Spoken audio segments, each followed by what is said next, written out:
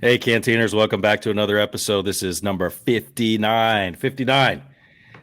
We were planning on having like a drunk history type of episode this week, but way too much is going on in the news. And so we figured we'd be straight with you and not, get all boozed up and talk about movies and sports and actors and just pop culture stuff. Well, maybe we'll do that next time.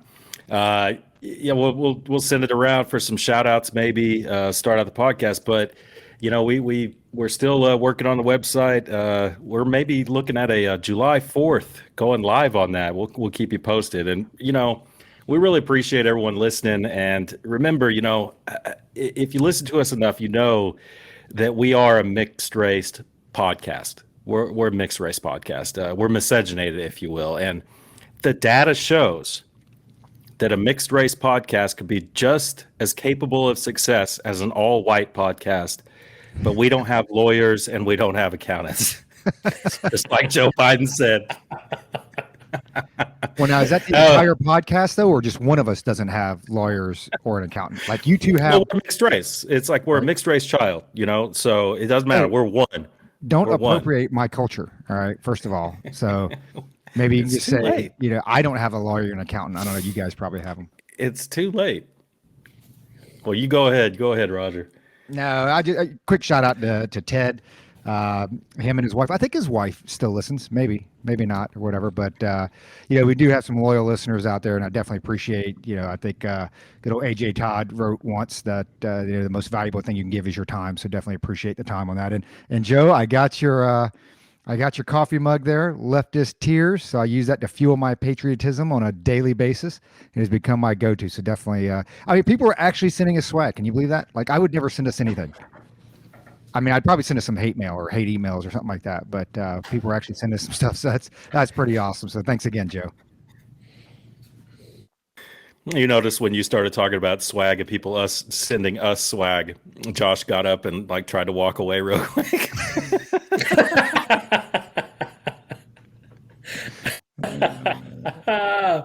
No. So I got some swag in the mail. So hey, I didn't get that swag.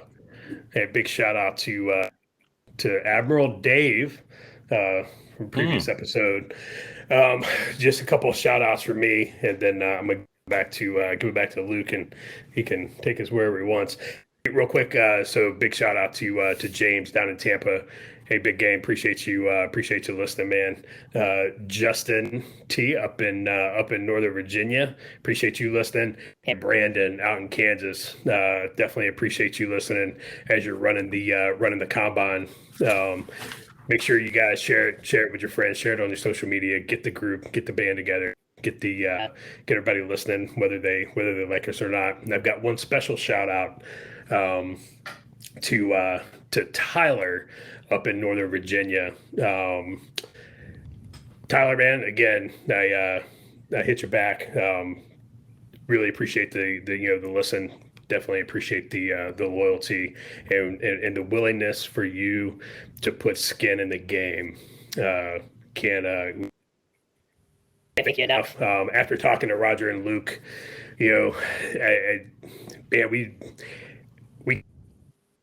we sincerely appreciate that. We can't do it. I tell you, if you want to contribute, the best thing that you can do is help us spread the word. Get your and get the word out there. That thing you can do. But again, man, we were humbled by, and it lets us know that what we're doing. Even if there's only 11 of you out there listening, at least those 11 are loyal, and at least folks back, and and there's some value from our ramblings. So definitely appreciate that. So I'll give it back over to Luke, and then Luke can. So the mouthwash thing, why? Listerine's out. What mouthwash are you using? Me? I use the AFES brand that whitens the teeth. But to dovetail on what Josh was saying, Tyler, we really appreciate it. And part of the reason we say, we can't take money is because we don't have a mechanism to even do that right now. And if we're trying to build something to where we do have a mechanism to put it to good use, so we know where to put it and how to go into advertising, marketing, swag. We're putting that framework together, and the three of us have full-time jobs, but we're still trying to do it, and we're going to get it out there because I think we believe in what we're doing. I give a quick shout out to a couple new listeners, and names are escaping me right now, but one of them is Brennan there in Texas. He started listening. He went back a few episodes to listen, so appreciate you giving us a chance. And one more, I told you last episode, Russell, new author on Amazon.com. Russell Camp wrote a book called Suitcase Sleds, Basketball, and the Bros. It's live on Amazon. Check out Russell Camp. I'm telling you, you'll love the book. I couldn't stop laughing at it. So with that out of the way, I've got so many tabs pulled up right now. I probably got 20 tabs, so I don't even know which way to go. I don't know. Let's talk about your move. Okay. Let's talk about that first. We'll leave the elephant in the room for later. So stay tuned for some serious Fauci hate. So anyway, so I'm moving, and I'll be moving next month. I'll be starting a new job the month after that in August in Texas, back home. Really looking forward to that, and hoping that that'll be more convenient for the Culper's Canteen Cup, because right now it's harder to get our schedules all in sync. But yeah, the wife is back doing a house hunt. I'm here packing up the house, and man, moving. I'm just done with it. It's one of the reasons we're moving back. I'm just so tired of moving. It's really stressful. I think they rank, some of the most stressful events in a person's life, and top is like a death in the family, death of a spouse, death of the immediate family. And I think moving residences is number 3 or something. And I've done it so many times. I've driven myself to early grave. But let's get to the meat of this. Something really strange is going on in the housing market. The city I'm moving to is a city of about 200,000 people. It's not a big city. And these houses, and Roger and I exchanged a bunch of texts the other night, and I'll kick it to him and he can kind of explain it. But man, houses are not staying on the market. The only houses, there are no houses staying on the market. Even the crappy little shacks are just flying off the market for above asking. And a lot of these offers are coming in cash. I mean, we are caught up in this game. We already have a house in this town. And worst case scenario, we'll have to move into that house. And, but we'd rather, it's a small house, for college kids. It's not meant for, adults with a lot of stuff. But man, I'm telling you, it's just been crazy. And one of Roger's theories, which I'm sure there's some validity to it, is, people are moving. People are moving from California, New York, and they're moving to Texas. I think that would explain Austin, Dallas, San Antonio, Lubbock. I just don't know. I mean, anybody from California who's going to pick up and move to Lubbock, the only reason they would do that is if they had never been there before and never seen pictures of it. Because, I didn't mention the town. It's Lubbock, Texas. And I'm telling you, it's just, who wants to move there? But anyway, I talked to a guy today who's moving to he's moving to San Diego. He's being reassigned. He's going to be there flying helicopters and stuff. And he and his wife are in the same situation. They cannot find a house that will stay on the market. And that's in San Diego. That's in California. He said his brother lives in Ohio. It's the same thing. He has a friend that lives in Iowa. Same thing. People cannot find houses. One more quick anecdote, and I'll kick it to Roger, is a colleague of mine at work. He and his wife have had a house for a long time in the Fort Campbell area, and they recently unloaded their house. And the top three bidders on the house was, number one was a person of Chinese ethnicity from California who didn't speak English that well. Number two was an investment house, and number three was also an investment house. The fourth offer, down the list, was just a guy trying to buy a house for him and his family, and he came in like 10,000 below them. And when they looked at all these offers and who they were, they did the right thing. I mean, they did a very noble thing, and they gave it to a person who's actually looking for a house and wants to live in it. So my thing is, this is a nationwide thing, and I think we're going to kind of go into the economy right now. I think that, we're talking to the realtors, and the realtors who have been doing it for a while are actually scared. They don't know what's going on. They're happy, but they're nervous. They're making a lot of money, but they're like, we've never seen anything like this, and we can't really put our finger on it. So I'll kick it to Rogers for his thoughts and theories and what it all means. This red hot overheating housing market. Well, it's COVID. COVID's changed so much of this. I mean, I remember I went to a charity dinner with a friend of mine that we've known for 20 some odd years, and she's a realtor out here in the Phoenix Valley. And at the time, Realtor, the organization, was expecting an actual drop or a slowdown for 2021. They're saying, hey, be prepared. 2021 is going to slow down, and you may actually see a drop come summertime or whatever. But what happened was COVID happened. And with COVID, everybody started working remote. Now, these are my own theories, right? Hypotheses or whatever. So this is much like everything else on Culper's Canteen Cup. It's not based on anything that's scientific or peer reviewed or anything like that, right? But it's when I look at, and I know it varies depending on where you're at, but I know specifically with Arizona and Texas, I mean, you've got a lot of Californians that live in a shithole, for 2.5 million, and out here you can buy half the city for that.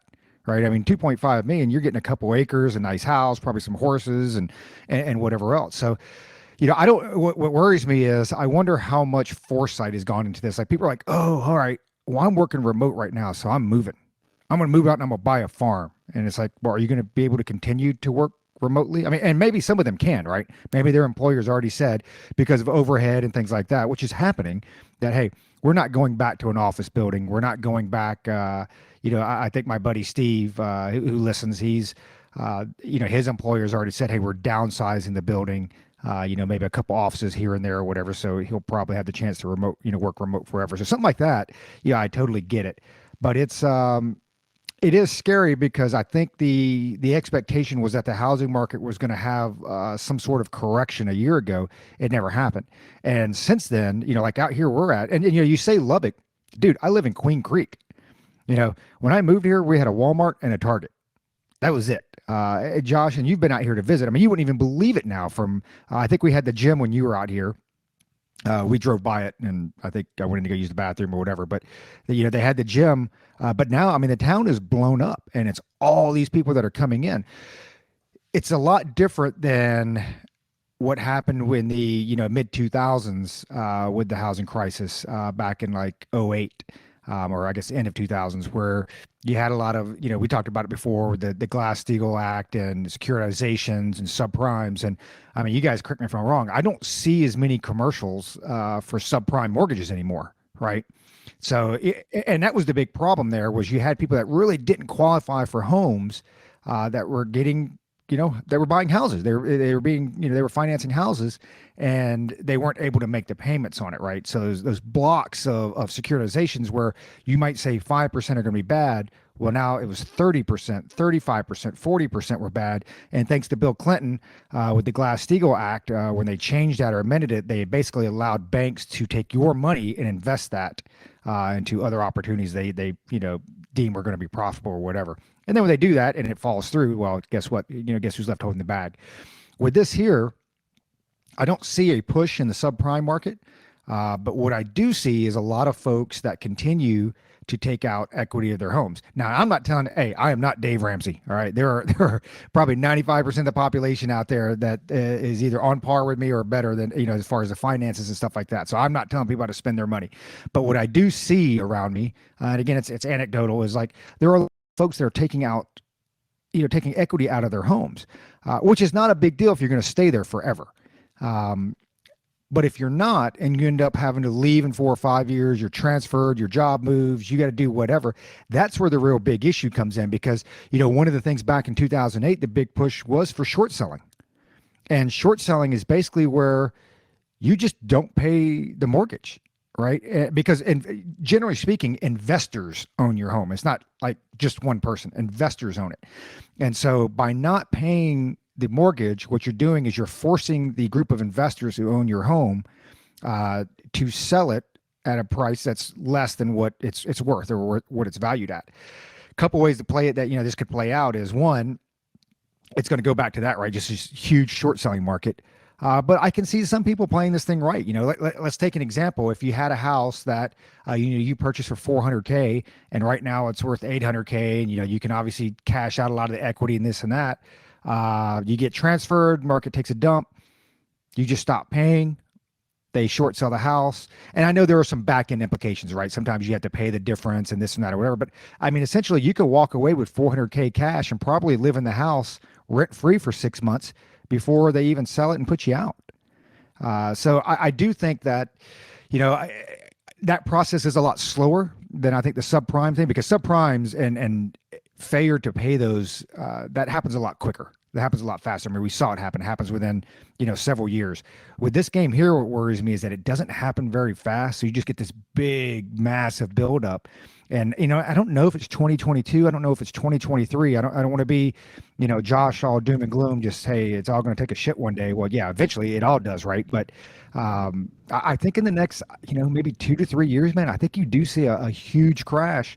And it may actually be worse than just the subprime stuff, because you got a lot of, middle America, your mid 50s that are the ones that are going to be letting houses go because they can't afford the payments, or they took all the equity out, they've got to move, or what have you. So I don't know, Josh. I mean, I guess all three of us pretty much live in fairly rural areas. I mean, I'm probably, Phoenix, I guess, fifth biggest city in the U.S., but my town.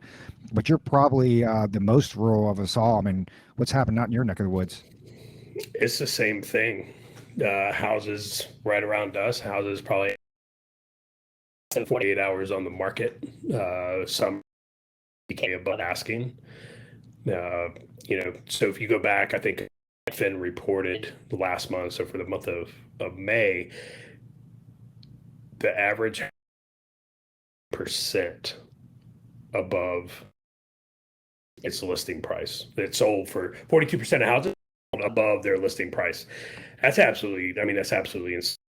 And those are good points on, a lot of folks have said, well, a lot of companies are, looking at that overhead thing and saying, what, we can have folks work remote. We don't need to have a brick and mortar site and all this overhead that comes with it, that, folks can work from home and people are moving. But that doesn't count for, all that we're seeing. I think we had low mortgage rates. I think, the interest rates were a while. I think people are flush with unemployment and stimmy checks from last year. And so I think that's, people who might not have been in a position to buy, maybe they're more of a position to buy. I don't know. But the cost of materials, you're talking about a 3/4 inch sheet of plywood used to sell for $20. It's $75 here where I live. You're wrong. You're wrong. The Fed chairman said that you're not seeing any of that. That's what he said. Yeah. I know. I know what he said, but I know what I saw at the major hardware store chain that's in our area the other day at Lowe's. It was $75 for a 3/4 inch sheet of plywood. So if like take me somewhere expensive, just take them to the lumber department because that's expensive, man. I think you're seeing the cost of materials. It's not sustainable. We are seeing interest rates come. I think interest rates are creeping back up a little bit. The good thing is that we're not seeing the subprime stuff that we saw in 2008. So that'd be good. But I'm telling you, like, the market's going to cool off. It has to cool off. This is absolutely not sustainable. And I think real estate markets start to cool off. The rest of the economy is gonna go. So what was the Dow at today? I didn't look. I think I don't know what the Dow was. The S&P was like 1% below its record high. Yeah, Dow went up like 130 points last time I looked.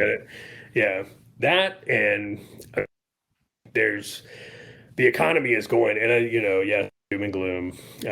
But the economy is upward. There's too much cash, in the system right now. You go back and look at the consumer price index; it's going up. Inflation is rising. People are going to stop buying very soon.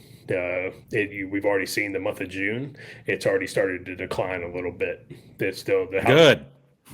was. The housing market's not as hot as it was, over the last probably, few months. It's already started to tick down. I don't I don't think it's sustainable, man. Folks can do stop taking home equity loans out. Don't buy a house you can't afford, and try and be liquid when it does happen, so you can buy up. There's a big to do going on right now in Raleigh. A developer is just sold. It was for low income families. Just put the apartments or whatever they were on the market, and the building sold. So the new company who bought it told everybody, you got 30 days to go find a new place to live, because we're doing something different with these. And so now you have a bunch of low income families out there who can't afford anything remotely close to the city. And yeah, so now there's a big protest, and they're threatening to burn it down, and everything. So it'd be good times. So there's a and I can't remember the name of it. I asked Roger. He gave me something else, but I can't remember the name of it. There's an index that I think the Fed uses to track how much money is being printed and how much money is in circulation, how much money is in circulation. And there's if you track this, you see that 80% of the money that's in circulation currently has been printed, or has been 80% of the money that has ever been in circulation in the history of the United States, in the history of the dollar, has been printed since 2012. 80%. And if you track this, it goes up after the market crash in 2008 and all the stimulus. It just skyrockets up, and it just keeps going up. And then recently, it goes straight up, like over the past year since COVID. Well, the news with this one is, and I wish I would have pulled up an article on this. Didn't know we were going here, but they took that down. That's no longer a metric that's being shared with the public. And it's like, whoa. And there's a lot of explanations for that. People are like, oh, well, they're just tracking it differently now. It's like, well, I don't know. And we'll never give financial advice on this show. It's actually, we could get sued for trying to give financial advice, but I'm with Josh, and I'm hoping that Roger can, after I go down this list, maybe Roger can be the voice of hope in all this stuff. But we knew that COVID was going to impact the economy. We made certain predictions back then that said it's going to be bad, it's going to be bad. And to be honest, it is bad. I think it really is. I'm going to go down a list here. But it's not bad in the ways that I necessarily thought it was going to be. It's the same as like, the market crash, the foreclosures and the subprime mortgage default crisis that happened back in 2007, 2008. Nobody knew what was going on except a few select people. I think when the market crashes or when the economy takes a serious downturn, I tend to agree with Roger. I think it's going to be 2022. We won't know exactly what caused it. You could trace the causality back to the shutdown with COVID, the global shutdown. But what is the gasoline that's on the fire will be something that we have no idea because we're not economists. But I do know globally, food prices are up. I mean, even the UN saying it. Food prices are up globally, which is causing food shortages. One of the reasons that may be happening is China right now is ordering record amounts of grains, is importing record amounts of grains from around. And nobody knows exactly why they're that. I think it's interesting.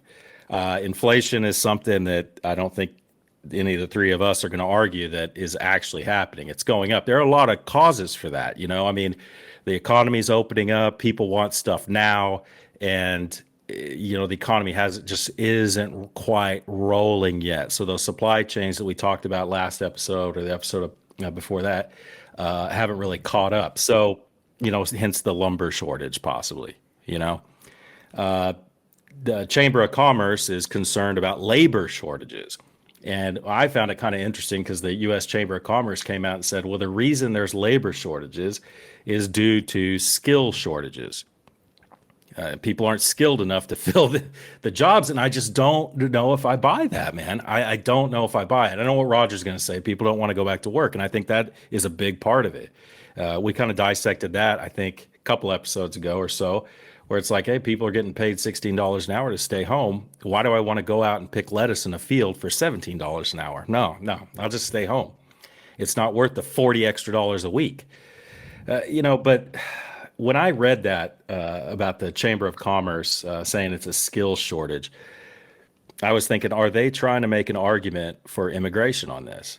Low skilled workers. That's kind of where my mind goes. But Roger, what do you think? I mean, first of all, kind of kicked a lot over to you. First of all, with that Chamber of Commerce skills shortage, labor shortage, to get your thoughts on that. And then, you kind of hit on it 2022, but is there a way to kind of come out of this? I mean, will this just be a slow recovery, like a V-shaped recovery that everybody's talking about? No, it's the Chamber of Commerce thing, who, by the way, the Chamber of Commerce generally leans to the right politically, just so everybody knows, but it's not a skills thing. I mean, I tell you, I went out to eat last night at Red Lobster, and they basically had the store manager that was sitting back there. Hey, I'm a blue collar guy, right? I like Red Lobster, so I know it's not as posh. I thought they called it Langosta Roja down there in Arizona. my Espanol isn't up to par, but so the I think she was like the store manager or whatever. One of the managers was literally in the back cooking because they can't find enough people to cook, prep, wash dishes. Hey, those are not high skilled jobs. I'm just telling you that. They're not high skilled jobs. When they're having to offer, $300 bonuses as an incentive to come in just to interview for the job. Okay, that goes to a bigger problem. And that goes to the broader, you talk about the recovery.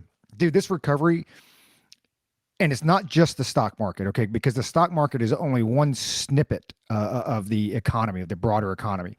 But I think the ramifications that's going on that we're going to see from the last year and a half, whatever, of COVID, it's going to be felt for half a decade. Because here's the other thing. You also, when you have a workforce, a smaller workforce, you also don't have taxes being paid, right? I did see that. I think one of the first moves that I actually agreed with the other day was I think the Fed is actually starting to sell some of the corporate bonds and assets that they bought, right? And we did talk about this before. That's the big difference when you talk about the Trump economy and the Barry economy, right? On the surface, things look the same. Oh, yeah, man, market's up, unemployment's down and this and that. It's how did you get there? And if you get there through quantitative easing, that's not exactly what you want. If you get there through small businesses growing and becoming mid-size or large businesses, that's what you want. And at the end of the day, what makes the economy go round, it's taxpayers. It's taxpayers that are going to work, spend their money, the government gets their taxes, and that's what funds everything. For the government to give your money away to other people to turn around and go spend, to collect tax on that again, it's a self-licking ice cream cone that doesn't fix anything, and all it does is kick the can down the road. I mean, we talked about it before. I mean, we're coming close to what, $30 trillion on the national. I can't even fathom that. Like $30 trillion is crazy. And I'll tell you this, you talk about taxes. Hey, get ready, because doubling the corporate tax rate, capital gains tax. And what did he throw out the other day? President Biden said, oh, by the way, we're going to make this retroactive. How in the hell does that work? Right? What that means is that we're going to go ahead and pass this now. And yeah, if you had some capital gains like 2 years ago, we'll say it's retroactive 24 months. Yeah. So you need to go ahead and pay us some more money because you owe us more. Your 2018 taxes that you thought were closed out and done, yeah, you owe us another 12%. And oh, by the way, for all you Trump haters out there, and I'm not jumping on the Trump bandwagon, say you should vote for him and this and that, whatever. That's obviously all said and done. But I think his tax relief expires next year. So what will be which they're going to let it go, right? What will be interesting is all of those 80 million plus voters that said, Americans didn't benefit from that tax relief. Americans didn't benefit from that tax cut. There was no benefit to middle America. There was no benefit to the lower wage earners from Trump's tax cuts. Let's come back and revisit this in 2022 because so far, and I guess we can, Josh, you can touch on the tax thing and then we can kick it over to Fauci, the big elephant in the room, right? So far, like everything they sat there and pooped on the last administration about. Oh, you're crazy, man.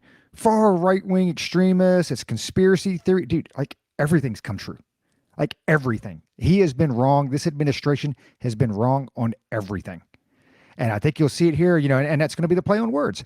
It's like, well, I didn't raise taxes. Well, one, you did raise taxes with the corporate tax rate, capital gains tax. I don't know, doubling it. I don't know how you cannot say you didn't raise taxes, but that's part of it, right? That goes back to your Chamber of Commerce thing, skill thing. If you just continue to say it, it doesn't matter if it's true or false. You just continue to say it. And eventually that just becomes the truth. So it's, it takes you back to the whole Fauci thing with the, I don't want to go too far down that road yet, but, look at all the stuff that Culpers that we recorded on over the last year, everything from the mask to, the engineered virus and this and that. I mean, hey, you're far right wing conspiracy theorists. You know what? There's some emails out there back and forth that say a little bit different. So I don't know. I'll throw it to Josh. I know he gets fired up about the tax piece there. He can start off with that, and I guess we'll end up with Fauci. All right. So the first thing I'll say about the retroactive corporate tax is taxation is theft. So when you go back, taxation is theft. Period. So this retroactive corporate tax, dude. They are proposing to raise this to 39.6% would be the corporate tax rate. 39.6%. Holy shit. Which, let me interrupt real quick. Which, by the way, when Janet Yellen came out and said, oh, we need a global minimum corporate tax rate, that's why, because we would not be competitive anymore. Yeah, no, 100%. Once you do that, hey, all those jobs that came back, between 2016 and 2020, dude, those jobs, they are packing up and they are leaving, and they will not come back. Top earners will wind up paying on this corporate tax rate 43.4% plus that 3.8 Obamacare surcharge. That's what people.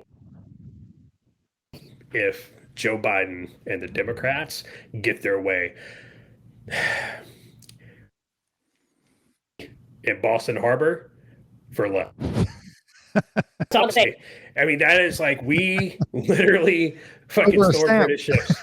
Yes. Stamp. And here we are, and people, dude, I've talked to a few people about it. I asked a few, it's like, hey, what do you think about that? Well, what do I think about what? The proposal. And they're like, huh? It was like, are you crazy? Are you not paying attention? Man, people are flush with cash. People are flush with employment. People are flush with stimmy check. People are flush with cash right now. And it's not a big deal. It's when you're standing in that soup kitchen line, maybe you'll pay attention then. But so that's what it is, retroactive, like you said. So I guess when I paid the taxes, when I sold my house in Maryland, I guess might have to wind up in capital gains on that. Since we made some money off of it, I guess I didn't pay enough tax to begin with. But somebody asked Joe Biden, and he didn't answer the question. As usual, they hurried him off the stage, but it was like, what? Because of course, when he proposed this, the squad came out and said that's not enough, and so somebody asked her, like, okay, what is enough? What rate would you be happy with? and his handlers grabbed him before he could say something stupid, and shuttled him away. But it's not, and that's the question, right? Is what's the rate? What's the magic number? What are progressives going to be happy with when it comes to taxes? What tax rate is okay? This is the fair amount. This is the right amount. What is it? Nobody can answer that question, and nobody wants to answer that question because it's never ending. And it's hard to say that it's unconstitutional because Congress does have the constitutional authority to levy taxes, but it's at a certain point somebody's got to take the pocketbook away from these idiots. The way they spend money, it's a teenager with an index card. And that dude, it's in my opinion, is totally corrupt. And the more I research into this and like really look into what all these things mean and apply a little critical thought to it, I'm like, this is absolutely to keep the rich rich, the super rich rich.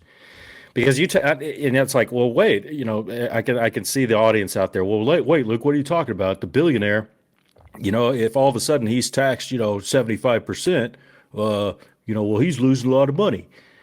$1 billion, these ultra wealthy people know how to make money without working, basically. If you have $1 billion and you're taxed 75% of it, that leaves you with $250 million. And you can very easily, Roger will tell you, he's the financial whiz here. He's the one with $250 million. No, but Roger will tell you, anybody will tell you who is familiar with how the markets work and how investing works. If you're starting off with $250 million, you can turn that into a lot of money in a very short amount of time. Okay. So what? It's like a 75%. Yeah, it's a lot. And not everybody wants that, but it's a 75% cost of doing business. Now let's take that $1 billion down to $100,000 or $200,000 or $250,000, whatever the current administration decides are the rich. Okay. You take 75% of $400,000. You're not left with enough to make serious money like the ultra wealthy. That's just all there is to it, man. It keeps the people who are borderline rich, it keeps them where they should be, according to the powers that be. That's why I get so not only that, it not only is taxation theft, which Josh is absolutely right. And I'm not a huge fan of some of Trump's tax stuff. I mean, I think some of it was kind of dumb, and we can get into that later. But overall, I thought it was better than what we had before, and definitely what is being proposed now. And I kind of lost my train of thought there, but I'll tell you this. Look, taxation is theft. Okay, yes. But it's just bad for business. Like you guys were saying, man, we're not going to be competitive. And what right thinking, correctly thinking country is going to be like, oh, sure. Yeah, we'll adopt this, minimum tax. We have 0% and our country's actually doing we have 4% and our country's doing really well. We're kind of climbing out of the gutter. Some African country, is trying to, Rwanda, for instance. Let's take Rwanda. Man, this is going off the rails. I'm sorry. Josh got me worked up and he loves it. Rwanda, everybody remembers the genocide during the Clinton years. And it's like, I looked into Rwanda a couple of years ago. I saw an article. I was like, what? So the capital of Rwanda is now considered one of the cleanest capitals in the world. It's gorgeous. High rises going up because they decided we're going to be business friendly. We're going to cut corporate tax down super low. Corporate tax rate is really low. So investors are like, yep, let's go there. Let's go there. Let's have a factory there. Cause man, I mean, it's either a 4% rate or a 19.6% rate or a 43% rate. Let's take our business to Rwanda. And Rwanda is doing really well. And they're building themselves up. And now Janet Yellen's trying to convince Rwanda, oh, you got to have a global, minimum corporate tax rate. Well, that's not good for Rwanda.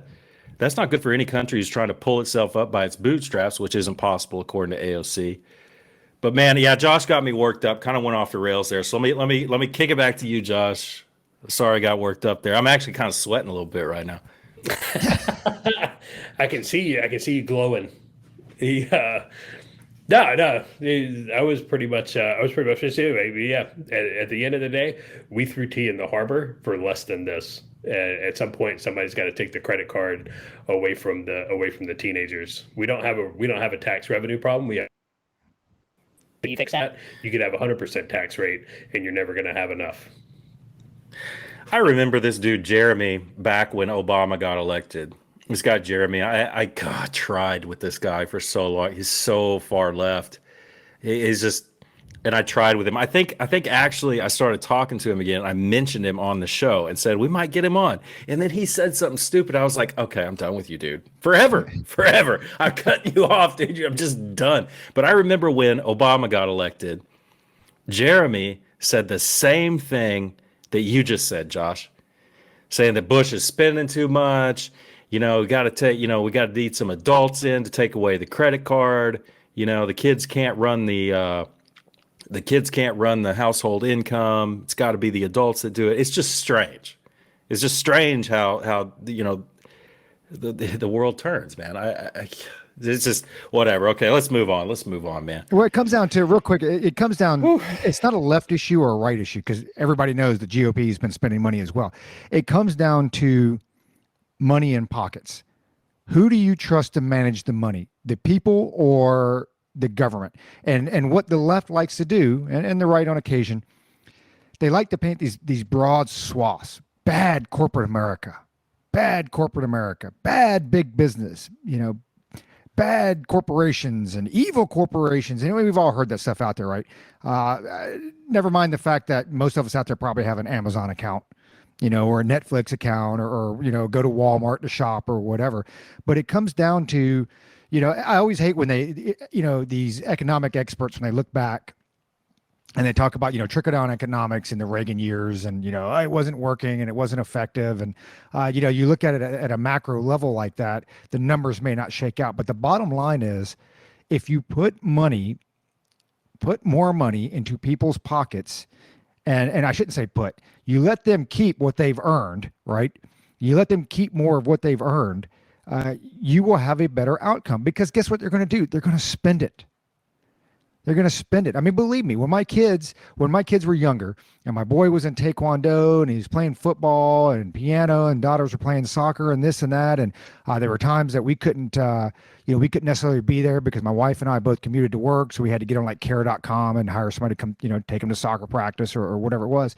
Well, hey, we can only do that because we have disposable income. You take that away, guess what the first thing that gets cut is? It's not Taekwondo, it's the soccer game because we're Korean. But soccer gets cut. Well, I guess they play soccer over there too. So soccer, piano, and Taekwondo. So I don't know which one gets cut first, but maybe soccer. I don't like soccer. So we cut soccer first, right? And I tell you, that is a very, that brings it down to a very individual micro, view. But you can expand that all the way up to the corporate level. And I can tell you, like with small businesses, if you take more of our money, right, that we've earned through taxation or whatever, guess what? You are going to directly impact the benefits that we can offer employees. And a large part of it is most people don't know a lot of how and how they operate. And, it's because they don't own a business or operate a business or whatever. So it's not a big deal whether you do or don't, but that's part of the problem is they don't realize that all of that money generally, now don't get me wrong, billionaires keep money, right? I mean, they want the yachts and this and that, and badass on them, because I want to be one. I want to have a yacht. I mean, who doesn't want to have a yacht or a helicopter or whatever? But a lot of that money, especially when they're building these businesses, it goes back into the employees. Like those folks out there that have subsidized healthcare, right? Who do you think pays for that? The corporation pays for it. The company pays for it. Your dental care, your insurance, anything that's subsidized through the company, that's paid because the company has enough money that they can pay for that and still generate a profit, right? And that guy, like Josh is typing out right now, this is my point with the trickle down thing. Hey, buy a yacht. How many people are going to be employed because that yacht's being built? How many people are going to be employed so that's my point is, it's not evil corporation, evil America, evil capitalist pig. You want more people to keep more of the money that they have earned. And if you do that, they will spend it. And hey, even if they say, because I've even heard this argument, the Fed, oh, they won't spend it. They won't spend it. They'll just pocket it, right? They were saying, I think I saw a stat that was like 50% of people that weren't behind on their payments just put the money in savings. That's great. That's great. You know why that's great? Because as that money continues to grow, the chances of that individual or that family going on welfare and having to take federal assistance later, I would probably say is significantly reduced. And nobody sees any of that. So at the end of the day, what the government has said, and I've made this argument all, since probably episode 1, when you look at the Constitution and the framers of the Constitution and how they looked at individual representation, states during that time were a better representation of the individual than what they are now. The states right now might as well be the federal government. Now, we have seen a shift in that, right? We've seen a change in that, and that's one of the benefits, I think, to COVID and all the lockdowns and the governor mandates and this and that. That local state legislatures has said not going to happen. People in my town that I vote for have said nope, not going to happen. We're stripping you of those powers. So I do think you're starting to see a little change on that. But the states, in today's day and age, is not what it was back when the Constitution was written. It is not as representative of the individual as what it was when it was back in the when the Constitution was written. So that's my take on the money thing. It just comes back to putting it in people's pockets. Let's move on to Fauci, right? Fauci, I guess I'll kick this to Luke. He can kick off the Fauci thing. I know you're pretty pissed. So go ahead and give us a rundown of it. There's just a lot to cover on this one, so we may spend some time on it. And this was the impetus for us not doing the boozy episode. But, back on May 12th, representative from Ohio, last name of Davidson, I'm not sure who he is exactly, but he didn't introduce it, but he proposed a bill. I don't think it made it to the resolution phase yet. And it was called the Fauci Incompetence Requires Early Dismissal Act.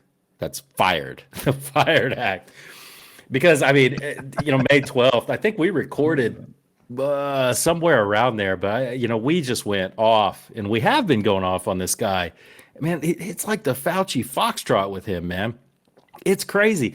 I started to compile a list of things he's gone back and forth. I got to like 6 things, and I was like, okay, this is just I'm wasting my time. He's just so bad.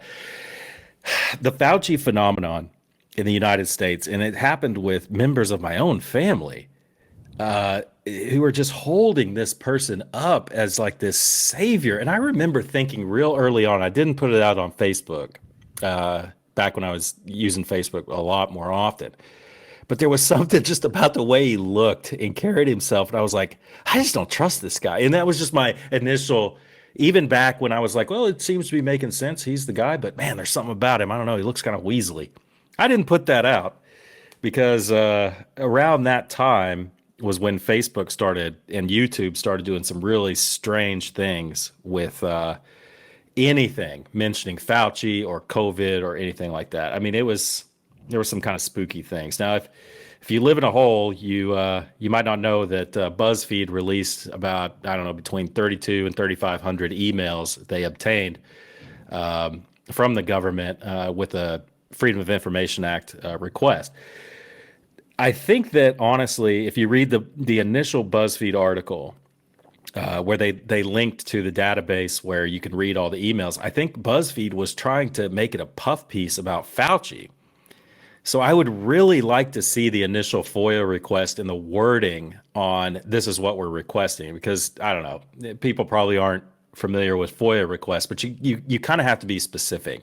You can't just say, you can't go to the federal government and say, I want every email that ever went to Fauci or that ever came out. You have to be specific. It has to deal with these subjects.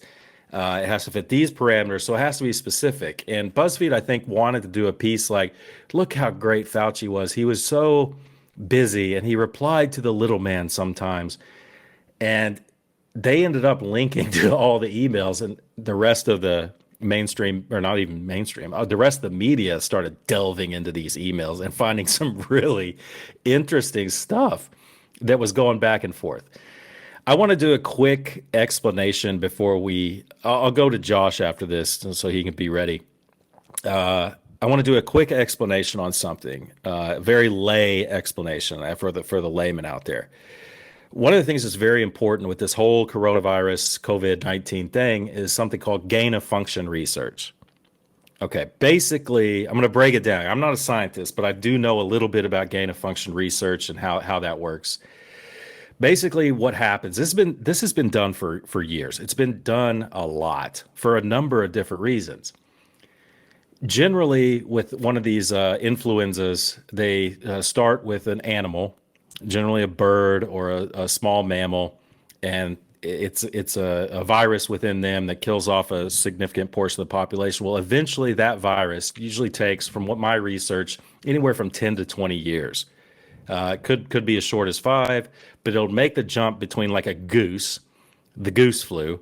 It'll make a jump between animals and humans because the bird population, the virus kind of, for lack of a better term, knows it can't live forever within that population. It has to adapt to go to another host. It ends up going to mammals and humans. So, what the CDC and these institutes of virology try to do, this is gain of function research, they will take that virus that is currently not made the jump from birds or bats or monkeys or whatever. They'll take that virus that hasn't made the jump, they'll isolate it in a level 4 lab, very secure, and they will start playing basically with that virus, injecting DNA, putting different parts of different viruses in to replicate what it will look like when it makes the jump to humans. And the reason they do this, they say, and I believe it, the reason they do this is so that they can try to come up with an effective vaccine for those things when they make the jump. And I don't know that an effective vaccine has ever been made by doing that type of research. It certainly wasn't made with COVID. There was no vaccine ready when COVID came out. But I honestly believe the pharmaceutical industry has a vested interest in gain of function research because they can have a vaccine sitting on the shelf ready to sell at a premium when the epidemic or pandemic breaks out. So that's, in a nutshell, what gain of function research is. Any scientists out there can kind of poke holes, but my terminology may be wrong, but that's kind of what gain of function is. So I'm going to go to Josh. There's a lot to cover with these emails, and we're talking about titling this episode "The Fauci Foxtrot." I think that's a good title. So, Josh, why don't you break it down a little bit? What stuck out to you? Was it the Zuckerberg email to Fauci and the subsequent forwards he did with that? What was it? No, so I have not had a chance to read all of the emails. I've read a few. The one that, the biggest one that stuck out for me, and you talked a little bit about it, was the gain of function. So Fauci, under oath, testified that the NIH was not involved in funding any level of gain of function research by any lab. So the email, the exchange you have with Rand Paul and the transcript, here's where Fauci's doing the foxtrot and a little bit of tango. Is Fauci's like, well, the NIH doesn't directly fund gain of function research. The NIH provided a grant to a U.S. lab, a U.S. company, funded gain of function research there at the Wuhan lab. So Fauci, is like, well, the NIH doesn't fund it. Okay, well, he's splitting hairs because they do, and that stuck out. And then the fact that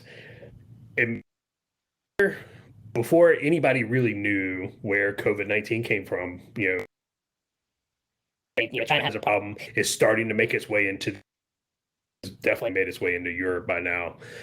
Before anybody had a problem, in his email from another scientist, I can't remember his name off the top of my head, emailed Fauci and said, hey, part of this, it has been all right, and it's not through evolution or anything like that. It was actually manipulated a portion of it. Immediately dismissed it, said, no, there's no way this has happened. Okay, well, if there's, and so it's not impossible. Why would you Don't know it.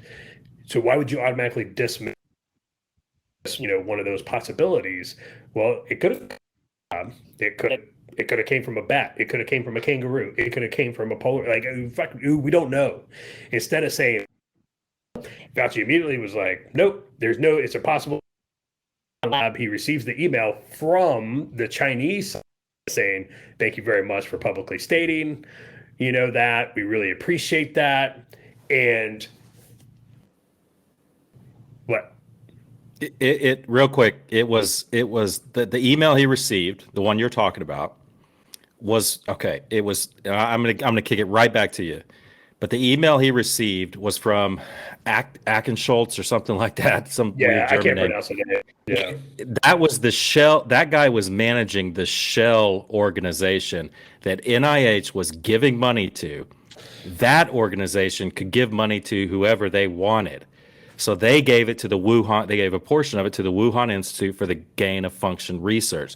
So when Fauci, what he's going to say is, I didn't lie under oath. I didn't know where that money, the NIH didn't give it to him.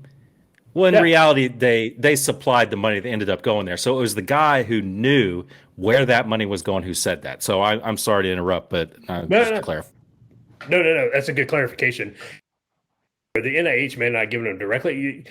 They didn't pull the trigger, but they gave him the gun. That's, and, you said in 2012, Fauci, stated that gain of function research is worth the risk, even if it causes a global pandemic. Well, go ask everybody on Earth right now if it was worth it, Fauci.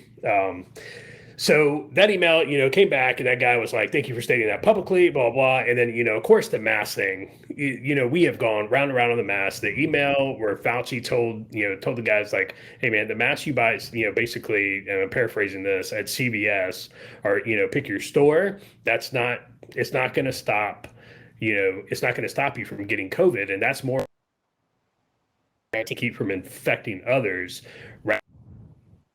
Everybody just wearing it. Those I haven't read. I've read a couple of the others, but I don't have them. I didn't have my notes left on, but I can't find them. So I'm having my have them. But yeah, Fauci from the very beginning, way back in it was like episode 3, 4, 5, somewhere in there. We were like, something wrong. Why would you dismiss immediately that no, this could not have come from of course it could have. We don't know that yet. When something happens, you do an investigation. That's why you allow for that. And I remember, everybody was screaming, I call it the Kung flu. Like, everybody was like, oh my God, it's racist. You can't say it came from Wuhan lab. And then it was like, you can't say it came from a bat because Chinese people eat bats, and saying that Chinese people eat bats is racist. And it was a complete shit show. But, it turns around. It's like, it's like Roger said at the beginning. It's what we talked about last year and what we were saying. That's called us crazy. People, unfriended us and stuff. But guess what? We were right. We were right. We didn't believe what we were fed, which that's all we've asked. Don't believe it. Go do your own level of due diligence on it. We've said this about COVID. We've said this about, police incidents. Like, just should be done. Wait for the facts to come out, because it's coming out that maybe this shit did come from a Wuhan lab. Maybe it was accidentally released. Maybe it was intentional release. Don't know. But it's looking more and more like this wasn't some dude, in the Wuhan market eating some bat and sriracha. So, kick it over to Roger and see what more he's got to say on the emails. I figure we'll go probably a couple rounds because there's a lot to talk about. Well, you hit the two big ones, right? It was the whole mask thing and the virus, as far as being engineered. And here's what kills me with this stuff. So one, and you can take this back to the Trump administration. Why you let that dude on TV is beyond me. Why he's still on TV, it's mind-boggling, right? And now the left, and I'll tell you, it's the left and the media are doing everything they can to protect him, because they have to justify everything that's happened over the last year and a half, right? So this is from NPR, dated June 3rd. 5 things we learned from Anthony Fauci's emails. So, Josh gave you a pretty good rundown. Hey, where did this thing come from? Was it engineered? Which they say, and even the former CDC director, Redfield, right? Did he say, he's like, yeah, I think this thing was engineered. And then now you're seeing emails where it's like, hey, this thing was possibly engineered. Now, we're not saying it was or it is, but hey, you might actually want to look into this because it might have been. And then the mask, when you look at the whole efficacy of masks and where we went from, March of last year to now, to not wearing masks, to wearing masks, to wearing double masks. So out of all that stuff going on, here is what NPR says, the 5 things we learned from Anthony Fauci's emails. Americans wrote to Fauci with very specific concerns or questions about what to do. Then it gives a little blah, blah, blah. He pushed back on the suggestion that the Trump White House was muzzling him. Blah, blah, blah. Fauci gets a ton of email, and he replies to a surprising amount of it. He was comfortable or uncomfortable with his sudden celebrity, followed by, but he found some upsides in fame too. So, of all the things in the emails, right? Like, we shut down the world economy for months. Some of them still shut down, right? Of all the things that have happened the last year, those are the 5 things NPR says that we learned from Anthony Fauci's emails. Dude, it's ridiculous. And then when you even go on and look at, the Washington Post, which I think was the one who initially not leaked. I think they were the ones who additionally did the request and sent it out. They put, their headline, the alleged Fauci smoking gun emails, alleged obviously being in quote. And, it's the lab leak theory. They kind of blow it off a little bit. It is this point that conservatives hang their argument on, but there's more to the story. They go on to about the doubting the efficacy of masks. You know what? You just need to wear a mask because it's just a small price to pay because it might work, we think, sort of, kind of, maybe. So you should just go ahead and just kind of wear it because, it doesn't bother you. And what I like even best was, what was their last one here? Hydroxychloroquine, right? So basically what they said with hydroxychloroquine with Fauci is, well, he's a busy guy. So he wasn't really lying. He just hadn't had a chance to really look into it. If you don't see the left trying to justify and cover everything that they did over the past 18, because I tell you, Fauci's only one piece of the problem. And again, I blame the Trump administration as well. I think it was very poorly handled. Everything from letting Fauci on TV and Dr. Birx. I think, in my opinion, again, armchair quarterback, but I think we've been pretty consistent with this. It's like, hey, maybe you push like some education, right? Hey guys, gals, you really, really do need to wash your hands. Like, no shit, you need to wash your hands. Keep little Johnny there from licking, windowsills and doorknobs. Yeah, you can maybe limit some of your contact with people you don't know. I'm not saying you got to do a 6-foot thing or this and that, but I think there's an education piece, a health and welfare piece that we could have pushed out over the last year that, in my opinion, and I'm throwing this out there, I mean, you'd have probably eliminated 100,000 deaths, 150,000 deaths. I mean, it's huge, but we didn't push that. We just went to automatic lockdown mode because we let guys like Fauci and Birx come on TV. And Fauci, dude, that guy is all over the place. I mean, he literally should be a politician. As much as he flip-flops, he literally should be a politician. Because I guess it's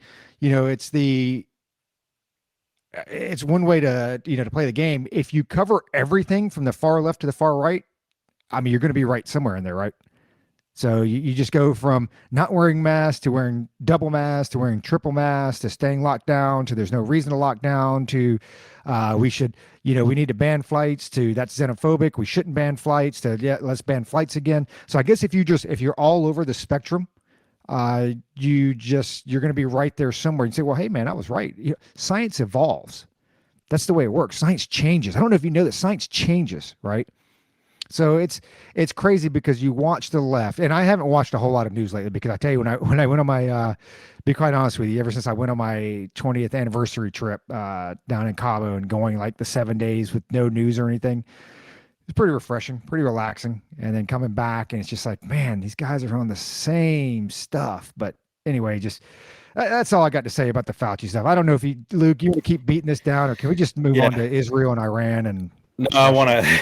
Well, hey, I'll tell you what. I will segue into globalist stuff. But I got more to say about Fauci. So you said something that we've hit on before, and you're right. You're absolutely right. It's like, hey, how about a campaign for like general health awareness? And I'll say it again, man. I mean, even Fauci in the emails, in one particular email, and I'll give him credit where credit's due, man. But I'm going to ding him on this too. Credit where credit's due, I guess, is that some people were emailing him with like they found his email, and like old lady was like, "Hey, should I be worried, Dr. Fauci? I really love you on TV. My niece is going to come see me." And he'd reply back to this person and say, here's the deal. And in a couple of these personal type emails, which BuzzFeed and especially Washington Post, they were puffing that. They were puffing it. It's like, look how caring this guy is. It's like he said in a couple of those emails, smokers, right? Smokers are high risk. He's like, people over 65 are high risk. He even said, I think, if I remember correctly, people with pre-existing conditions and obese are at high risk. So those categories, you need to be careful. I still, with the health thing, it's like, can we not try to be more resilient as a nation? Like, if we're going to have this giant federal government, can we not have dedicate, I don't know, $100 million to like the old public service announcements, that we used to watch on Saturday morning cartoons and stuff, do a little cartoon or something where it's like, hey, don't be fat. Don't eat Twinkies, go outside and exercise, kids. Don't be fat or you're going to die of COVID. You know what I'm saying. I mean, but something. Hey, don't smoke. Don't be fat. Eat healthy. Get your body, get your cardiovascular system in shape so that you can fight something like this when it hits you. There won't be anything on that. Okay, so went off the rails. But see, this is where I'm going to ding Fauci, though. He's replying to little old Mildred in Kansas City, answering her questions. This person, Anthony Fauci, the audience may not know this. He is the highest paid federal employee. The highest paid federal employee. Technically, he's paid more than the president. And he is. He makes more than $400,000 a year from stuff that is directly related to his work. Now, having been exposed to this federal civilian workforce for well over a decade now, I can tell you, you don't rise to that level without being a career bureaucrat. Okay, now, a good manager, a good executive, not even a manager, a good manager might do this. A good executive is not going to be replying to Mildred in Kansas City, answering her dumb question, not dumb, answering her question about COVID. You're going to have a whole staff to do that for you. If that email is making it into your inbox, you are a bad executive. And he's the highest paid. Okay, so next, what's chilling about this to me is the censorship. The censorship so early on, not just based on Fauci, but just, it's crazy. Like that pandemic video, somebody brought that up. Yeah, and that was one of our first podcasts. Don't call it a pandemic. I actually, when they started taking that down, it was like in real time. It was over here, it's like 1 a.m. I watched part of it. I tried to look it up again. It was gone. So I tracked it down and actually recorded it. I have it on my hard drive. I'm going to go back and watch that video. And see, okay, what were they saying? What was so dangerous? Because I know even today, there is some stuff that's there that is a little bit of a reach, but I'm going to go back and watch it because, man, Facebook and YouTube, man, they took that down real quick. I see this. It could, these emails and stuff like this, despite what administration is in, I see this a little bit as a victory for the truth, a victory for, critical eyes and, really doing research and thinking for yourself rather than accepting just the narrative. The truth is coming out on this, man. Fauci is not long for this world. I think they're already planning his exit. I really do. I don't think he's going to have a job much longer, not in his current position anyway. Sometimes I forget who I have conversations with because, up at work, I have a lot of conversations with colleagues. We get bored and we talk about, all these things. And sometimes I mistake and I think, oh, I talked about that on the podcast, when in reality I talked to another colleague about it. You know, and one of the things I mentioned to my colleague was like, I don't know, and this was months ago. I was like, we all agree we think it came from the lab. Occam's razor to me says it comes from the lab in Wuhan. But I don't think we'll ever know that. This is what I said a couple months ago. Because who would it benefit? Who would it benefit for the world to know that this virus originated from a lab in China due to lack of security and all this stuff, and they were doing gain of function research? It wouldn't benefit anyone. That's what I said. You know, what are we going to do? You know, China, what are we going to hold China accountable for that and bill them $10 trillion like Trump said we should do? $10 trillion payment because you screwed up and let a virus loose and caused the world to shut down? China's not going to stand for that. So I was saying, I don't think we're ever going to find out. And now the truth is starting to kind of trickle out. And here's where I do my little sachet into the globalist stuff, Roger. The Chinese are not happy about this right now. I think the Chinese are starting to see, holy crap, we may be held accountable for this. And the Chinese state media, all media in China that people consume, largely is state owned. And one of the biggest Chinese state owned media editors came out and said, you know, if the U.S. is going to try to sanction us for this and accuse us of causing this, you know, we need to step up our nuclear weapons production and prepare for a nuclear showdown with the United States. That was like their lead media guy. That came straight from the CCP to him to say that on state media. And that's a warning shot. That's like, hey, you need to back off this, man. Mistakes happen. But I'm telling you, it's a big deal. It's just, is China going to be allowed to keep doing this stuff? Let's say it did come from the lab. They have to be held accountable for this thing coming out. They have to. And the world needs to hold them accountable. They caused a lot of damage.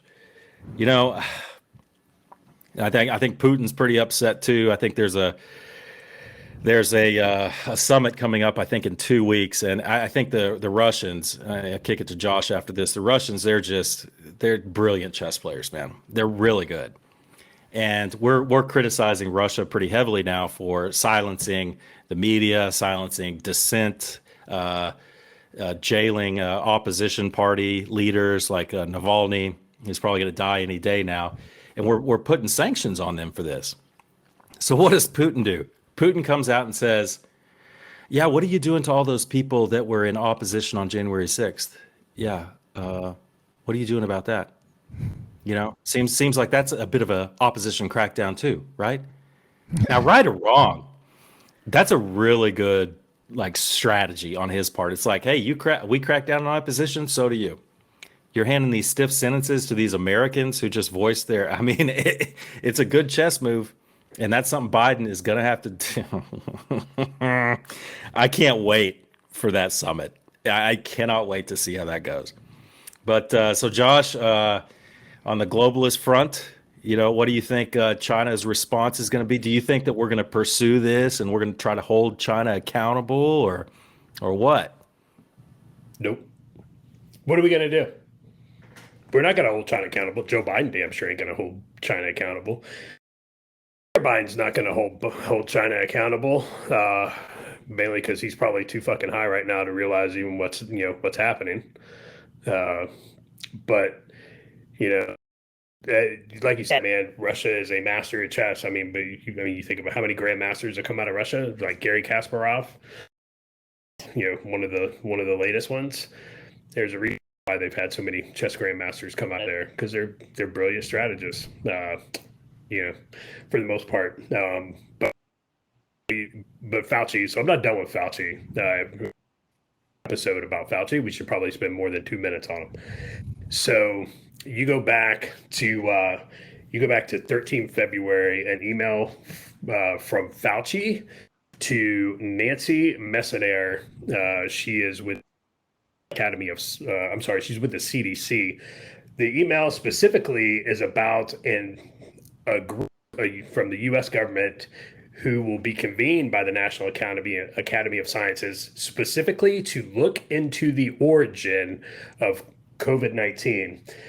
So it goes on about, hey, there's going to be 15 scientists, highly respected scientists, quote, most evolutionary biologists who are convened by email conference calls. He says, I've been on 2 of those calls to determine the origin. The last sentence of the email is really telling, and I quote, "This is not my area of expertise, so I have backed off and leaving it all to Jeremy." I don't know who Jeremy is, right? So Fauci just stated the origin of where this thing originated from and how viruses were not my area of expertise. So why would you then turn around? It's impossible that it came from a virus, a lab. So there's a back and forth, and Fauci sent another email saying, "Well, I don't know anything about this. These 15 folks who are getting together to study this. That's not my concern right now." So you stated yourself, you're not an expert in the origins of viruses. Say you're an infectious disease expert, and then you automatically, once it starts coming out that, hey, this may come out of a Wuhan, it's automatically, 1, no, that cannot happen, and 2, area of focus right now. That's there's something there, man. There is something more than these, to these emails. There's something else there. I would financial statements. I would love to see it. But as far as holding people accountable, nobody's going to hold China accountable. How are we going to hold accountable? There's no way. China, I think anybody that tries to hold them accountable is going to get the business. That you go back. The only way we can hold China accountable, I'll say, is if Russia was on board as well, and I don't see that. I don't see that happening. I don't see that happening at all. Right? Because Russia's going to look at it, and at the end of the day, Russia's not going to be our friend, even against China. They may not be China's friend for a little while or over a certain issue, but that doesn't mean they're automatically going to be ours. Now, China accountable. Nobody knows. Nothing's going to be done about this. It's just going to be, oh well, some dude ate a bat, and these things happen. So I don't know. I don't have anything else to say on the on that one. Maybe Roger knows. If China, we going to hold China accountable, Roger? No, of course not. And I would say nobody was going to, because I do think, I honestly believe with the last administration, I think they were making headway with China. I think they were making headway with Russia. I think you look at what was going on in the Middle East, but you have to, you hear it all the time, right? You have to negotiate from a position of strength. And what's very, very clear to me, even though the left just, praises the guy, our foreign policy seems to be a little weak, and you're starting to detect trends, right? You're seeing it with China saying, "Hey, what are you going to do about it? We're going straight to nukes," because that's a Trump play. That's a Trump play. Trump was one of the ones that, hey, I'm throwing out the extreme, and everybody's like, "What? Oh," and then he gets something kind of 3/4 where he really wanted, right? So that is a total Trump move, and we're going to back off. It's the same thing with Russia. I mean, when you look at what's going on with Russia, with the meeting that's coming up, but then you also look at the cyber hacks that have gone on, right? So you had, first you had Colonial, and now you've got JBS, the meatpacking plant. It's very clear who's doing this, and they're going to, it's SolarWinds. So I mean, it's very clear who's doing this, and they're going to continue to do it because they're going to say, "Hey, what are you going to do about it?" Because you know what? Here's the thing. Remember, Putin was still around. They took Crimea. That happened. I know we've said that several times here, on this episode, but I don't think people found out that they literally annexed part of another country. Just took it. Said, it's a bunch of Russians living there anyway. Might as well be Russia. And they knew who was in office, even though he was, the vice president or whatever. But they understand the mentality of Sleepy Joe. And you know what? It's just like with any other country out there. They're going to continue to push buttons to see how far they can push you. And at least with Trump, and I think, the reason I liked him for the most part, and I'm like Luke, I didn't agree with everything he said. And I didn't agree with everything he did. I think there probably could have been some more tact here and there. But, at the end of the day, I mean, the dude stood up for himself. The dude stood up for us. It's like, you know what? I'm going to punch you in the face. And it kind of reminded me a little bit, and I was younger at the time, but it kind of reminded me a little bit about the Reagan years where, the bombing will commence. And, everybody knew that guy was kind of joking, but it's like, wait a minute, was he joking? You know what I mean? It's like, it kind of, he's crazy enough that dude might just do this. And I think what you look at, I got it, Orange Man bad and, bad tan and whatever. But when you look at his actual policies and, what he accomplished, and not just with Russia and China, but also look at what, the Middle East, right?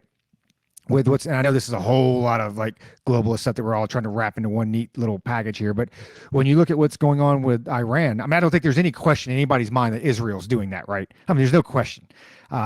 When you look at what's happened with Israel and the Gaza Strip and the Palestinians and Hamas and this and that, I mean, you notice the accords, last I heard, they're still in place. I mean, even the Muslim community is still standing by. But I tell you, I think there's a lot of wait and see. It's a lot of, hey, what's the U.S. going to do? And in my opinion, what I hope Biden does come from a position of strength. Like, hey, here's what's going to happen. You're going to do this, or I'm going to throw sanctions on your ass, right? There are a lot of things that you can do there. And I think when you look at China and you look at Russia, I mean, it's two totally different ball games, because with Russia and Putin, I think you're looking at a guy who's trying to stay in power. He could be losing some steam. China's looking at the forward, the next 100 years. You look at Israel with Netanyahu, that looks like he's going to be ousted here pretty soon, which is probably why you've seen the whole Iran thing happen over the last couple of weeks. But going back to our own foreign policy, I mean, one, it kind of makes me wonder what our foreign policy is, because everybody's worried about what kind of ice cream Joe's eating. It goes back to the NPR article. Like, of all the things in Fauci's emails, those are the 5 things that you bring up. Of all the things that you can ask the president of the United States, you're going to ask him what kind of ice cream he got. I mean, dude, it's a joke. I mean, it's a total joke. So, I guess for, my last piece on it, it's there's a long way to go. I think you're going to see a lot more tests. You're going to see a lot more testing from Russia. You're going to see a lot more testing. And I mean, testing as in pushback, right? And I would tell you this. Here's what's scary before I kick it back to you, Luke. Here's what's scary about the Russia thing. The fact that we have not publicly taken actions. And I know there's things that happen behind the scene, but with Russia doing this and really no retaliation, it's not going to be long before other states start to do this. Okay. Hey, Russia got away with it, right? So it's not going to be long before, because what they're doing is they're making this the norm. It's no longer going to be asymmetric warfare. Okay, this is going to be the norm. And then what's going to happen is now you're going to have all these other, former Soviet bloc states and, European states that do this as well. I mean, this is going to be a global issue. Guarantee it, unless we stomp on the neck. So that's all I got to say about that, Luke. What about you? Well, I mean, yeah, you're right. There isn't a lot of transparency, number one, and I understand why. I guess there hasn't been a lot of transparency on what these organizations are and who's running them, that are either giving the code to an outside actor to attack the pipeline, or JBS meat processing. But like I said, there's not a lot of transparency on that. Is that directly linked to Russian, state, government? I don't know, man. I see it. Maybe. No. Maybe not, I'll say. But, I've done quite a bit of reading about Russia over the years, and I'd say it's something similar to the Wagner Group. I think it's real close, flirting with state sponsored. I know there are a lot of hackers out there, or whatever, that want to make a lot of money, but what they're attacking right now is infrastructure, man. A pipeline, meat processing. I think of the biggest meat processor in the United States, JBS. The DOJ, we try to be balanced here. I mean, the DOJ just designated, I think they did this today or yesterday, They changed how they investigate cyber attacks on private entities, and they changed it to use the same investigative and prosecutorial methods as they do with terrorism. So it's like, okay, now we're stepping it up. But that's the DOJ coming out and doing that. It's not the president coming out and saying, hey, this is a serious issue. This is twice in a month. We're going to get to the bottom of this. And man, when we find out who it is, all options are on the table. That's what I want to hear. Because, man, I over in Queen, Apache Junction, that pipeline might not have affected you. If you eat vegetables and no meat, for 6 days a week, the fact that they shut down a plant doesn't affect you, but it does affect a good portion. I'm bragging on Roger right now, but it does affect a good portion of Americans and is attack on our infrastructure. Man, I'll tell you, a lot more to say. I mean, I definitely think that your Roger is 100%. We're being tested. I don't think we're the only ones being tested. I mean, Iran's being tested right now. Somebody just sunk the biggest ship in their navy to the bottom of the Gulf of Oman. They're not happy. Big oil refinery fire. It's like, they're not just going to sit by and be like, stuff happens. I guess that was just a mistake. I mean, we're laughing about it, but they're pissed. Somebody is getting to business. There are 24/7 meetings at their highest ministries right now. I think that we're going to continue to be tested real quick, and we'll kick it to Josh and go around one last time. But there's a thing called there's a foreign policy and historical precedent called Thucydides' trap, and it's happened 8 times through recorded history, where you get a rising power, an empire who's been around and been controlling the known world for a long time, and then there's another rising power that comes up and gets right equal with the current power. And in 8 cases throughout recorded history, when that has happened, because it doesn't happen often, but when it does, there is war. It just happens because the existing empire does not want to give over their hegemony to the up and comer. There's going to be a fight. The 2 biggest kids on the block are going to fight. Will China be held accountable knowingly? No, I agree with you guys. They won't be held to account by any administration. But I do believe that there is a conflict coming, specifically with China. And I'm not saying that's next year. I'm talking like 10, 20 years from now. But it's coming. It's coming. If the Chinese play it right, they won't have to. But we'll just see what happens, Well, right now the Chinese are playing it right, and they're going to beat us in a single shot. And for there that say, people think, well, war, we're good because we're, on each side, and Canada and Mexico, they're not going to do anything, and people expect that it's going to be a Chinese aircraft carrier parked in San Francisco Bay. There's going to be a lot of kinetic, strikes, but it's not going to be like that at all. They're going to beat us before they fire. To that Enoch Powell quote, history is littered with wars, which everybody knew would not happen. And so people were like, oh, it's never going to happen. It's not going to happen. It's going to, just go back over history. As far as, the response and stuff. So we talked about, what would Biden do? Well, back in December, on December 20th, Ron Klain came out and said that Biden is the response to, all the hacks and stuff. And obviously this, before the inauguration, that his response would, quote, go beyond just sanctions. Okay. So is this going to be like Obama's red line in Syria? Hey, they're chemical weapons. That's a red line. Don't you dare use them, or we're going to scuff you up. Oh, hey, they just used a bunch of chemical weapons on their own people. All right, don't do it again. Is that going to be the response, or what? Because you've already thrown it out there that it's going to go beyond just sanctions. So, hey, man, it happened again. So what are you going to do about it? which I'm going to guess is nothing. But yeah, you go back and you look at Colonial, you look at JBS Meats and stuff like that. Do you think that this, the hacks, and then COVID later on top of that, do you think I run?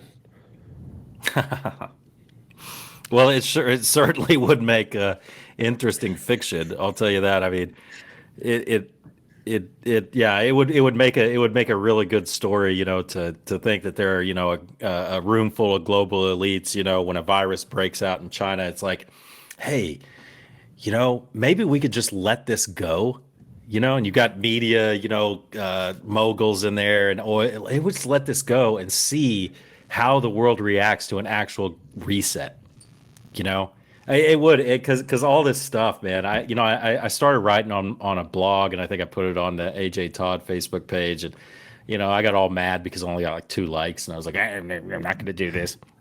And I wish I would have kept going, because all this stuff, if you go into conspiratorial bent on it, it's just right up Alex Jones' alley, man.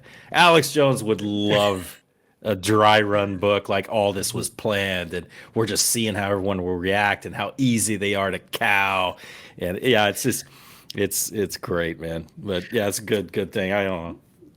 I don't know, man. It sounds like it'd be a good. I'd buy it. What about you? Did you buy one? Yeah, I'd buy that. Absolutely. Absolutely. And I think it's kind of funny because it goes off in the black helicopter land, but I've got this theory that hey, maybe the coronavirus was actually leaked from the China lab. So we'll have to talk about that. We'll have to talk about that later. But I'm telling you, man, I've got some theories on this thing. So we'll have to cover that in another episode. But let's go around the horn one last time, I guess, for myself. Twitter, or Luke, it looks like you might be right. When you talked about, I know you were saying Facebook, but I think you were pretty much talking about Facebook and Twitter in general. So Twitter just launched their paid service, right? So now there are some functions that, like delete a tweet or recall, whatever the heck it is. If you pay, and I don't even know what the amount is. I mean, I can't imagine it's more than a couple dollars a month or whatever, but I do believe that with the initiation of that type of paid service, I think that might be the downfall for Twitter. When you look at what's been going on with Facebook, and now they banned Trump for another 2 years, whatever the hell it is. Here's what's killing me. Here's what I want. Corporate America, man, where are you at? I mean, the public is dying for an alternative, right? They are dying for an alternative. And it's, this is like, you talk about one of the strengths, and advantages of capitalism. I mean, this is it. This is it. Somebody create something to fill that void, to fill that need. And, MySpace had it, and then, Facebook came in and took over from then. And the Twitter was there, and then IG came in, and now it's Snapchat. So it's like, it seems like we've had this gap for a couple of years now where it's just like, nobody's coming in to take those reins, man. So I just challenge corporate America out there. I mean, I know I can't do any better myself, but there's some smart folks out there. I mean, I think I'm waiting for the next platform to come up, because I do think that if something is half-assed decent and not so politically charged, because I do believe that was part of the problem with Parler, is it was too much of an echo chamber. Even for myself, it's too much of an echo chamber. But something that comes out like that's user-friendly, nice, GUI, and all that other good stuff. I think Luke might be right, and Facebook and Twitter in their days might be numbered. And the last thing, looking for some huge steps forward, probably greater than the Lance Armstrong step on the moon, or leap on the moon, because Kamala Harris is now the voting rights czar. So I'm expecting some major, huge advances in voting rights in America. But just one quick thought with that. What they were essentially saying is that if you were a minority, you were incapable of getting to the polls to vote. Just think about that. With that, I'll throw it out to Luke. That seems kind of racist. Hey, man, that's what they're saying. That's what they're saying, right? You can't get to the polls, and you can't have an attorney. Or an accountant. Or an accountant. Yeah. Wow, that's a big one. And we will definitely, maybe next episode, talk about voting. We will definitely talk about that. Yeah, Roger. I think that there's some kid at MIT or Harvard who's more pissed off than we are, but probably for different reasons at people like Zuckerberg and Dorsey and all this stuff. And this guy's like, man, screw antitrust laws. I'm going at it alone. And this person will figure out a way to get some capital investment and something new will come out. I'm convinced of it. But these especially Facebook, Google and YouTube are the same thing, but they're so big, man. It's going to be tough for that kid to compete. It just is. Uh, Hopefully that's going to happen now. Uh, I think the three of us have been tracking a news site, and I'll pass it on to the audience here. It's called Ground.news. It's a really kind of an innovative way to pass news to people. And what we're always talking about is, well, we get right wing news, left wing news, center news. Well, they've come up with a methodology to show you what you're reading. Like, okay, this topic, Fauci emails, for instance, they will compile all of the reporting on that, and they'll show you there were this many right wing, there were this many left wing, and there were this many center. And from what I've seen so far, is pretty accurate on where these news sites lean on the political scale. So I'll plug that for them. We get nothing from that, obviously, but it's ground.news. It's good stuff, man. I've been using. I actually subscribe to it. It's not too much. It's like $24 for a year, and I've been using it a lot. And I've discovered new news sources I didn't know about before. So I think it's really good. And I'll plug our website real quick, and then I'll get to my last thing and give it to Josh. We are working on the website, and like I said, we're shooting at July. The three of us have a lot going on. We're all three busy, but we want to get this right, and it's not going to be all the bells and whistles at first. You'll have to hang with us, but we're gonna have a news section there. We're gonna have links to different stuff, and hopefully we'll be able to interact with the audience a little bit more instead of on Facebook. And we're really hoping that people will interact with us there, and may work on different projects in the future. We're doing our part to, it's not just a hobby for us. Even the 11 people out there, we're really glad you listen. I think we're all like-minded. We may not agree on everything, but what we're doing is creating a small culture, not a tribe, but we're creating culture, and that's what we need. For too long, we haven't been doing that. Those of us who have a kind of conservative, libertarian bent, we've just kind of gone along with the culture, and we haven't created our own. So the last thing I'm going to say is I've been seeing all these articles about eating bugs, the 17-year cicada thing. And it's like, why are all these articles coming out? Like the FDA, according to the Hill, FDA advises those with seafood allergies not to eat cicadas. And this one, it's not coming up now. Oh, Virginia restaurant plans to serve Asian cicadas now instead of the local variety. What the hell is going on? What did you guys do to my country in the 4 years I've been gone? Where it's like, now we're eating bugs? God. Okay, I'm not eating bugs, man. I've eaten bugs before, not out of necessity, or because I had to. But I'm not eating bugs, man. Cicadas? Those things are gross, man. Then never once. When I was growing up, we had cicadas everywhere where I was growing up. We would take these cicadas, we'd take them off trees, we'd put them in like a paper bag, and we'd get as many as we could in there. And we'd go into our garage, put the garage door down with no cars because our parents were off at work during the summers. And we'd let the cicadas out flying all over, and we'd get racquetball rackets and just whack. We did some crazy stuff with cicadas.